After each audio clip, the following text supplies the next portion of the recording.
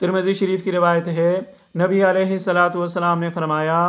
اول زمرۃ تلج الجنۃ صورتہم علی صورت القمر لیلۃ البدر، قیامت والے دن سب سے پہلا گروپ جو جنت میں جائے گا ان کے چہرے 14ویں رات کے چاند کی طرح چمکتے ہوں گے، لا یبصقون ولا یتمخطون ولا یتغوطون، تھوک سے پاک، پیشاب سے پاک، پخانے سے پاک، آنیتہم فیہا من الذہب، ان کے برتن وہاں پر سونے کے ہوں گے، وامشاتہم من الذہب والفضہ،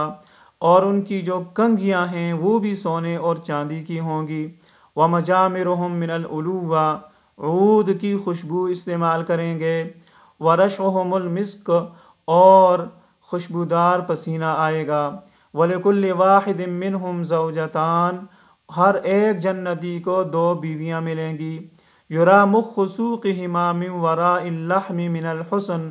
حسن خوبصورتی کی وجہ سے گوشت اور ہڈی کے اوپر سے ہڈی کے اندر کا گودا نظر آئے گا، لا اختلاف بینہم ولا تباغض،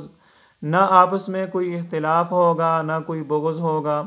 قلوبہم قلب رجل واحد، اور دل میں کوئی نفرت نہیں، کوئی کدورت نہیں، کوئی عداوت نہیں، کوئی حسد نہیں، کوئی کینہ نہیں،